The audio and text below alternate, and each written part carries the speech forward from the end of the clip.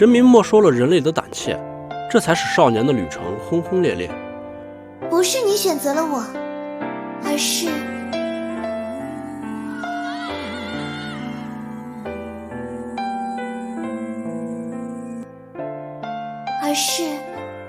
我选择了你。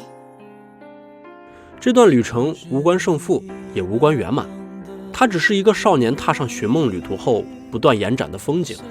而这趟旅途的开始，只源于一个小小的约定。将时光的录像倒带到2017年，那时的徐碧城还是江西一所警校的学生，在课余时间，他接触到了王者荣耀，也通过王者结识到了一位志同道合的少年。可能就是从那一刻开始，命运的大幕被缓缓拉开。暑假，在那位好友的邀请下，他说服了家人参加俱乐部的试训，最终他被当时还没有打进 KPL 的 BA 选中，成为了一名2队队员。次年年初，随着 BA 成功打进 KPL， 这个 ID 名叫一诺的少年正式开启了他的电竞生涯。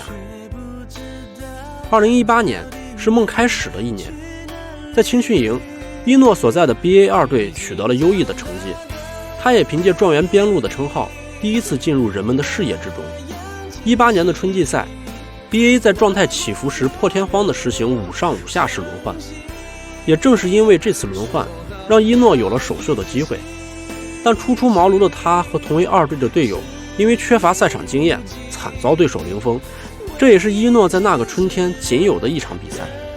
18夏的王者冠军杯，一诺正式升上1队，成为了当时双边版本中队伍的站边位。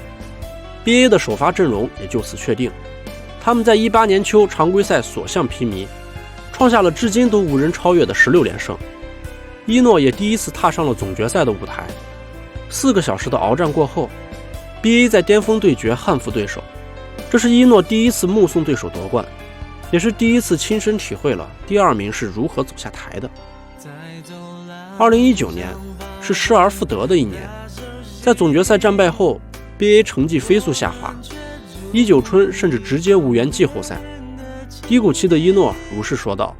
经过了一个变革的夏天后， AG 宣布收购 BA 重返联盟，一诺的前缀也从 BA 黑凤梨改成了 AG 超玩会。在象征收获的秋天，在那震惊世人的惊天一推后，一诺正式与公孙离结缘。但谁都没想到，这早早结下的缘分，却要等到4年后才兑现。在那个深秋的夜晚，一诺如愿捧起了属于他的第一座冠军奖杯。他们在总决赛4比1击败对手，终于圆了 AG 的冠军梦。那一夜，整个场馆成为了红色的海洋，而他们是海平面映射出的最闪亮的星。人们享受着他们的现在，也憧憬着他们的未来。2020年是得而复失的一年，在众人的期待中，一诺扛起了老帅留下的队旗。在他的带领下， AG 在常规赛领跑西部，季后赛2连胜直通总决赛。而他在总决赛要面对的，正是当年分头出发相约顶峰相见的好友暖阳。2位追光逐影的少年即将迎来第一次命运的交织。在春天的结尾，一诺输了，他成为 TS 败者组1穿5夺冠的背景板。他看着这场金色雨的缓缓飘落，却并非为他而下。电子竞技是残酷的，因为赢家只有一个，而亚军正是最大的输家。夏天的世冠，一诺和 AG 又一次倒在 TS 手中，止步半决赛。但这2次失败还没有击垮他。重新出发的秋季赛，一诺带队再次杀进决赛，可等待他们的却是一场彻头彻尾的失败，4比0。这个冰冷的比分扎穿了所有 AG 队员和粉丝的心。春秋2季都倒在总决赛，让舆论逐渐将矛头对准了一诺，因为他是队内的明星选手，也是战术核心，人们很自然地将比赛的失利归咎于他。也是在这一年，一诺真正品尝到了得而复失的苦涩滋味。2021和2022年都是迷失的一年，在充满遗憾的2020年过后，一诺和 AG 好像都陷入了亚军魔咒，队伍成绩不断下滑，春季赛4强，世冠8强，秋季赛10强，甚至在22年的春天无缘季后赛。这是 AG 回归 KPL 后首次无缘季后赛。外界对伊诺的质疑声越来越大，他身上的压力也越来越大，他逐渐失去了在赛场上敢打敢拼的勇气，变得不敢操作，因为他的每次失误都会在赛后被无限放大。队伍成绩的下滑，个人心态的改变，外界舆论的攻击，三座大山压得伊诺喘不过气来。就看到自己队伍被淘汰了，然后别的队伍还在打，就可能有点小小的嫉妒吧，然后就不想看到了，就不想看了。三座大山压得伊诺喘不过气来，在伊诺陷入迷茫，不知前路何在的时候，时间老人已经悄然走到了2023年。2023年是少年中长成、过尽千帆、举世无双的一年，这是伊诺职业生涯的第6年，他已经成为了一名老将。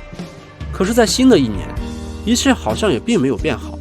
春季赛队伍一度险些掉入 B 组，即便搭上了季后赛的末班车，却还是没能打破8强的瓶颈。不断的失败和打击也让他对自己产生了怀疑，直到那个命运般的转折点到来，亚运集训。伊诺成为了最初参加集训的22个选手之一。